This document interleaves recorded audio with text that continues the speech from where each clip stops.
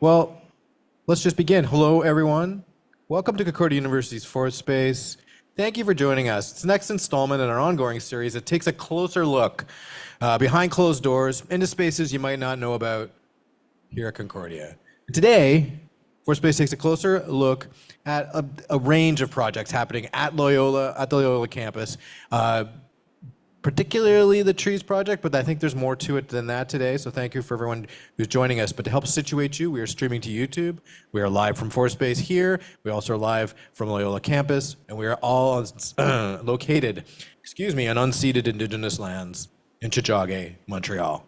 Here at Forest Space, we work with our university community. We try to mobilize knowledge with daily activities that examine research questions, look behind closed doors, looking at projects in development across the university. We're running this event as a live offsite connected link, and we are expecting connectivity issues, shaky cameras, and windy mics. So please stick around and just ride it out with us. We are also recording this for a edited version afterwards. So anyone here joining us via Zoom, if you have any questions, pop them into the chat. I can read them out. We'll try to make that happen. And same for anyone joining us here in the space. Raise your hand. We'll get a microphone over to you. Okay, that's enough for me. But right now, let's go over to Loyola. I believe there might be Jackie Martin there. But Jackie, please introduce yourself to us and let us know where we are. Great. Yeah. Hi. Thanks, Doug. Yeah, that's right. I'm Jackie Martin. I am the Urban Agriculture and Biodiversity Coordinator at Concordia. We are on the northernmost part of the Loyola campus. So for people who generally take the shuttle bus to get here, you take a right, go past the library, and keep walking till you hit a fence. I'm saying that because I'd love you to visit sometime.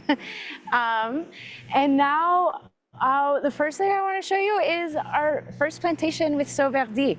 This is what we would call a microforest or a mini forest. It's very exciting. It's like all the trend in city planning and urban greening right now. What's going on here is there are almost all indigenous trees planted. These trees are representative of the functional groups that you would find in Montreal. And in this area, we're trying to represent what like a wild forest would look like. We've planted them, so the larger trees are pioneering species. And the smaller trees are ones that would come in later on in succession with shrubs planted in between. The idea here is that instead of coming back every couple of years and planting different trees, we put them all in at the same time to get like an insta-forest situation happening. We don't expect all of these trees to survive. They're really, really close together.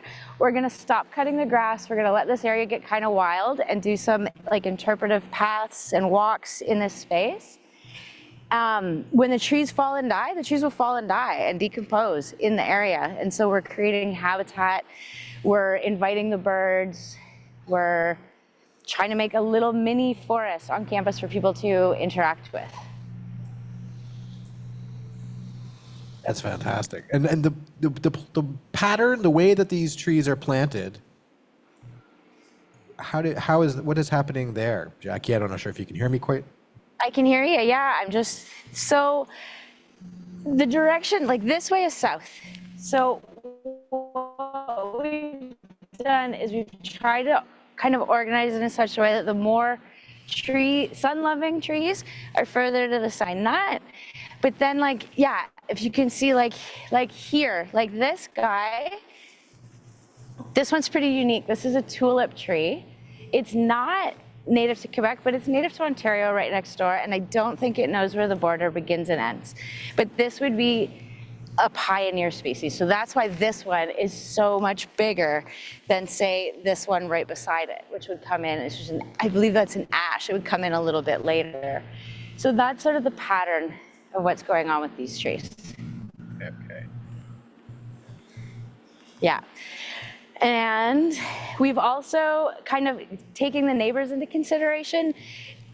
We're mimicking in general the composition of a Montreal forest, but we've also added more coniferous trees here. One is for our neighbors, as a consideration for our neighbors. This is a busy place. They don't all necessarily want to see all of our rocket testing and like construction sites. But it's also because if you look, when the city's planting on public land, coniferous trees are not well represented. We have a shortage of them island-wide. Because if you imagine like a coniferous tree is like a Christmas tree, it's big at the base. You don't want those on city sidewalks. They just get in everybody's way. So here on private lands, we can try to fix that imbalance citywide by putting more coniferous trees on our campus. This project has been a long time in development, Jackie. Is that true? Yeah. That's right, yeah. So how we're doing this is Sauverdi is a local not-for-profit organization, and they approached the university in, I think it was March of this year, with the proposition to plant on the grounds here. Oh, one sec, there's like a garbage collection happening, as we said. Happens. there might be some noise. We'll move over this way a bit. So yeah, so Sauverdi, and so Sauverdi is a local not-for-profit. They have funding and a mandate from the City of Montreal, as well as like provincial, federal governments, to increase the number of trees on the island of Montreal, in particular on private and institutional lands. So that's how this came to be. They approached us. We said, yes, please, and thank you. They provided all the funding and a lot of the manpower, as we'll see later. And now we're gonna have 1,400 new trees on the campus. 1,400, amazing. Yeah, this, like what we just saw, this section's 265, and we probably looked at like 100 of them. There's probably about 100 trees right here. 100, okay.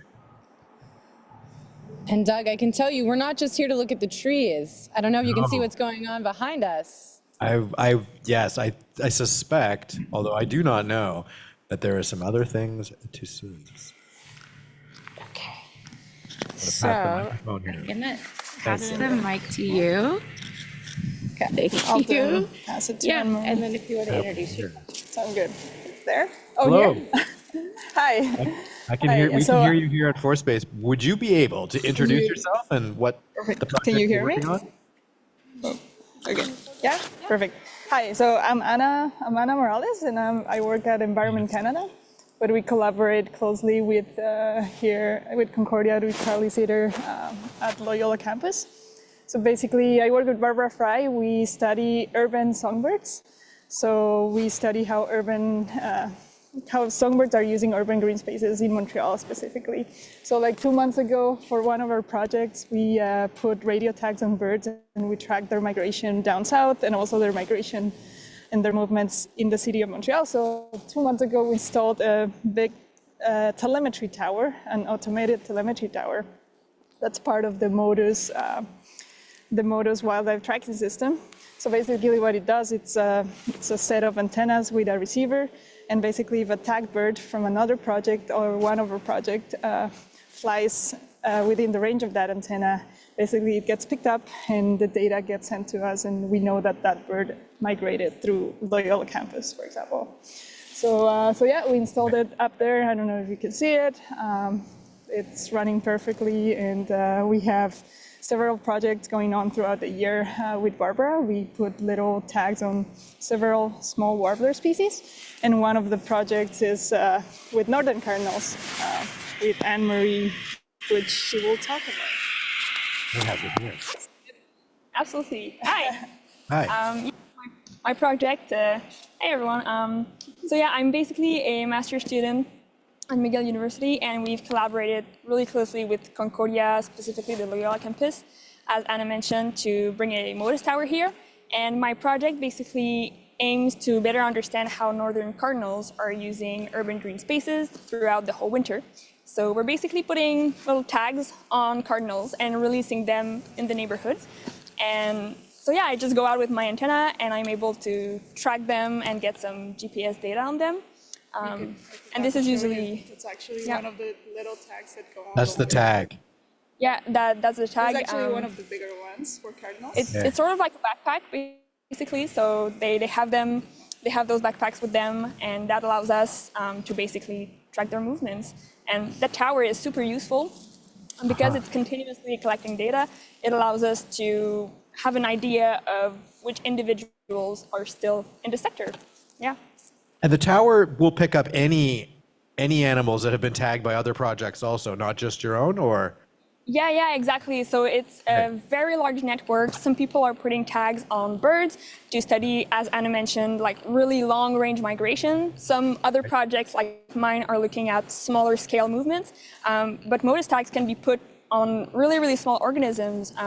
People are even tracking the monarch migration with the MODIS tags, so they can put them on insects, which is really impressive. Tiny backpacks on butterflies? Yeah, exactly. It's quite impressive. That's right, Doug. There's a lot of wildlife out here. So I think we're going to move on to our next. We'll keep moving. Okay. Thank you. Thank you. Thank you. You're welcome. I'm just going to hold on to this as we walk over there. So we're entering into a special zone on the campus where we have stopped cutting the grass in this area. And it doesn't look all that exciting right now, unless you think it does. But what we're doing is just kind of letting this area get a little bit wild back here, and that helps these researchers to do their work. I'll tell you more about the NOMO zone after. Okay. Hello, my name is Nicole, and we have been recording bat calls for the past 2 summers. So, as you may know, bats use echolocation to travel, and their calls are in an ultrasonic frequency, so they're too high for our ears to hear. So we use these special microphones from a company called Wildlife Acoustics. These are called echometers, and they record the bat calls and transpose them to a frequency that is audible to our ears. At the same time, the software also tries to ID the bat that made the call. So each bat will have a unique call with a unique frequency and pattern. And that way we can identify which bats are flying around here and in other urban green spaces around Montreal. How many different species of bats, roughly, are you hearing? The most common one we hear is the big brown bat. There's also the silver-haired bat, and sometimes we hear the eastern red bat, the hoary bat, and the tricolored bat. So that's about 5 species that we hear. Some are more common than others. Is there much difference between individuals, or do you know the big brown bat sounds fairly similar? There can be a difference between the individual bats, but that's sort of difficult to identify. That's not something the software can pick up on. There's also differences on the calls depending on the activity that the bats are doing. So if they're feeding or socialization calls, those will look different. But that's beyond the capabilities of our software. And that means you must come out at night. Would you? Yes, we mostly hear them around dusk, and then there's often a second round of around 1 a.m. or 2 a.m. Would you like to hear a recording of a bat? Sure would. Yes, please.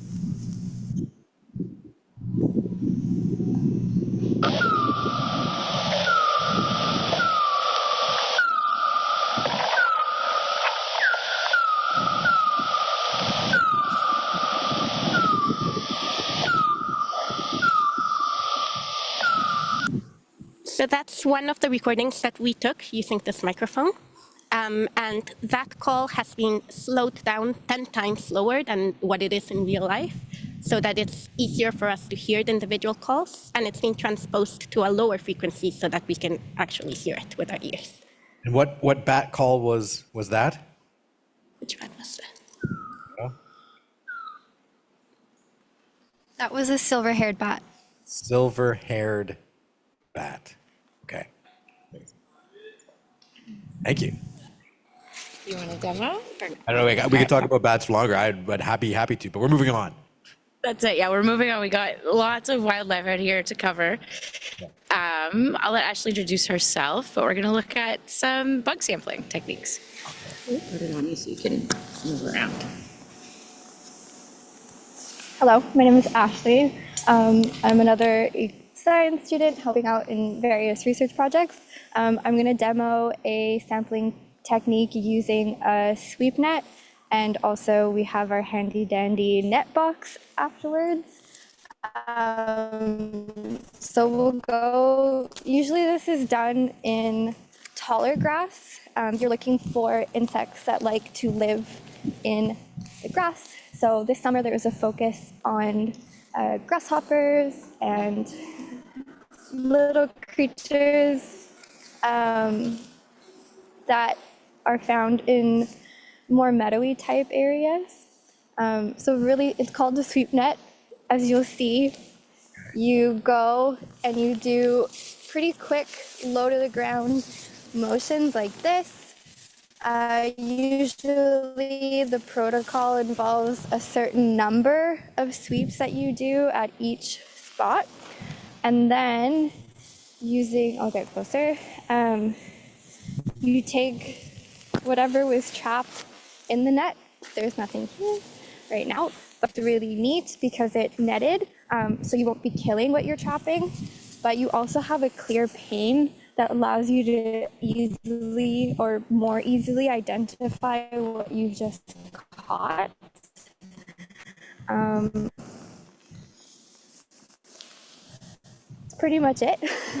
There's one of many ways that you can try to identify or get an idea of what lives in the grass. There's also, you dig a little hole, you put a cup, and you come back after a set period to see what has fallen into the trap.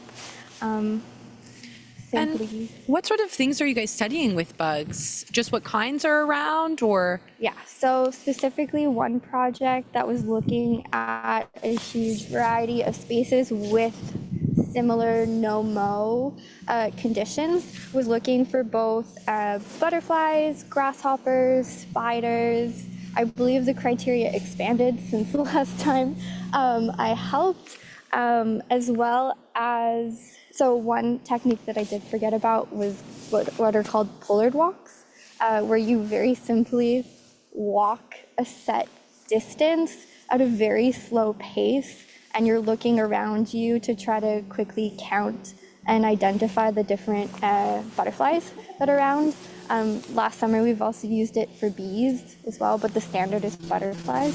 But yeah, but basically getting a sense of what's around you at these different areas multiple times. Wonderful. Speaking with what's around us, I think that we passed a sign just behind us, and I would really like to know more about that.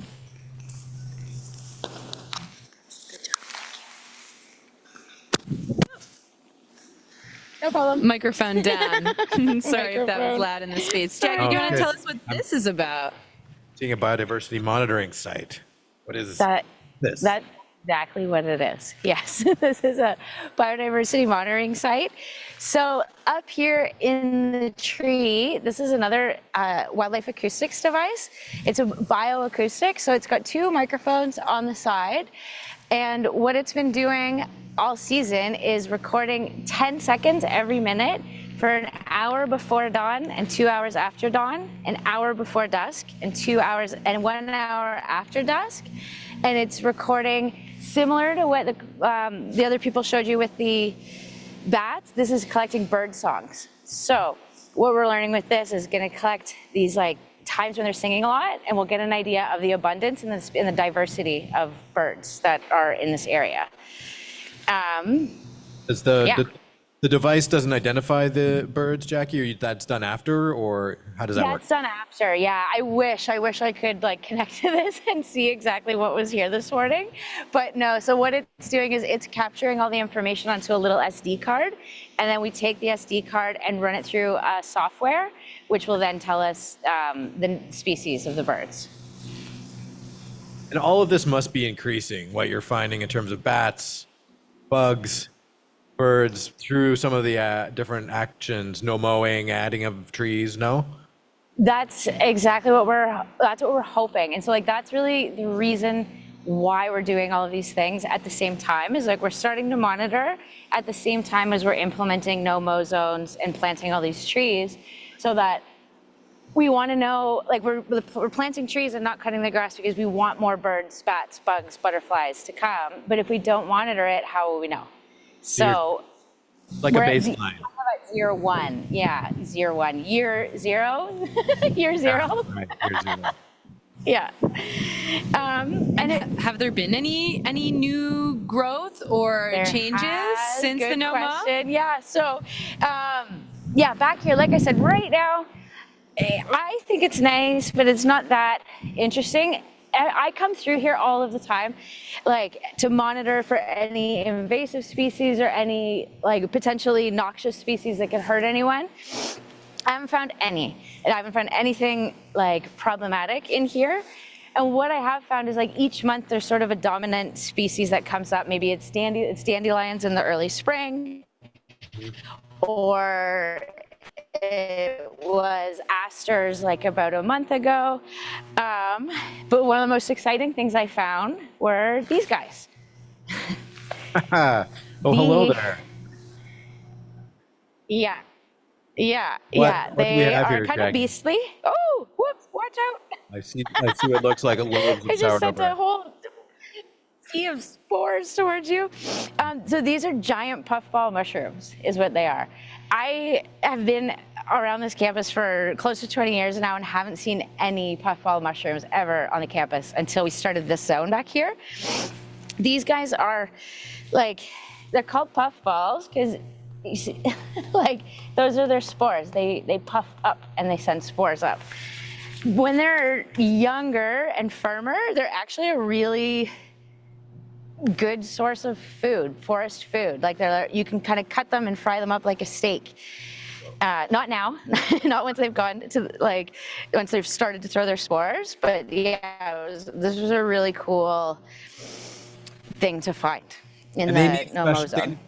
They need special conditions, and those special conditions have just arrived. Is that?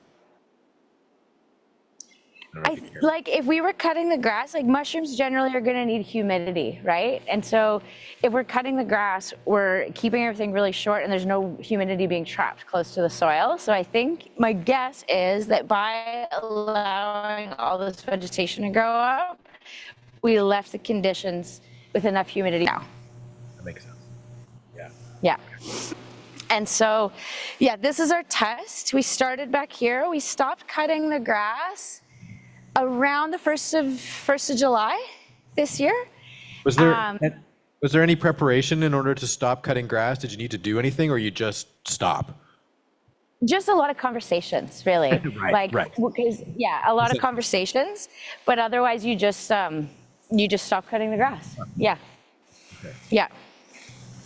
Yeah, and what I think is really interesting, so we're right behind the Hingston residence right now. And like these people live here, and I would really love for this to be like a fun space for them to use in the summer, in the winter. Like it's kind of their backyard. Right. And I want them to enjoy it and like get to know what the nature's like and what is here. Also working with researchers to see, is this an area where we can produce like publishable research? Can we do high quality research using these areas? Or is it more of a pedagogical tool where what we'll be doing is just bringing people here to learn how to identify all the different species? But also the monitoring, because you've been following it starting year zero, but you'll have seen the changes over time. Exactly, yeah. So like my goal, if we can have like a continuous data set in this area for 5 to 10 years, that's then a really rich data set that can be used for publishable research. But it takes a long time. It takes a long time to develop your data sets. Yeah. I'm just going to yep, go ahead. Oh, no, you go ahead. mention, though, that we have some people joining us online, and I just wanted to encourage them, if they did have any questions, just to pop them into the chat, and I could read them out for Jackie. But hey, sorry, back to you, Jackie. Great. Okay. So now, we just kind of like did a tour around the Jesuit residence, and we're coming up on the parking lot. And this is another part of the tree planting project we're doing with Sauverdi. You can see there are people busy working. We're going to not disturb them because they are working really hard. But so this is Sauverdi, and like this is another part. The first area that I showed you is a mini forest. This area here, we're planting a lot of trees that are going to grow up really big and tall and put some shade on this parking lot to try to reduce the heat island effect that's created here. Is that going to happen around most of the parking areas, or just where you are here? So we're starting with this JR parking lot right now. Next spring, we're going to be planting trees around the parking lot at the south end of the athletics parking lot, like all the way down near de Maisonneuve. But yeah, if we want to, we can walk around. You can see I think we're putting 31 trees in just around this parking lot. So there will be a lot more shade here very soon. Mix of different species. That's right. That's right. Hi, Emily. Good. How are you? I won't bother you. I know you're busy.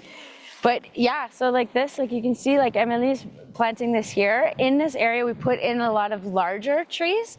Okay. These ones are bigger than what the first area that I showed you. The reason for this is these guys have to be able to contend with the tougher conditions that are around. Like we use salt where there's a ton of snow. This soil is a little bit more compacted. So we've put in some older trees to give them a bit more of a head start in this area. Just watching. Yeah. And I know you showed us the mini forest and now what's happening here in this parking lot. Has there been any other projects on the Loyola campus? Are those the two main planting? No, there's way more, but they're too far for us to get to. Right. So we've got. That's it. So we've got the north strip here, the parking lot here. Then when we start to go south, then we've got Sherbrooke. When you cross starts the Sherbrooke along the fence there, both in front of the football field as well as the open field there.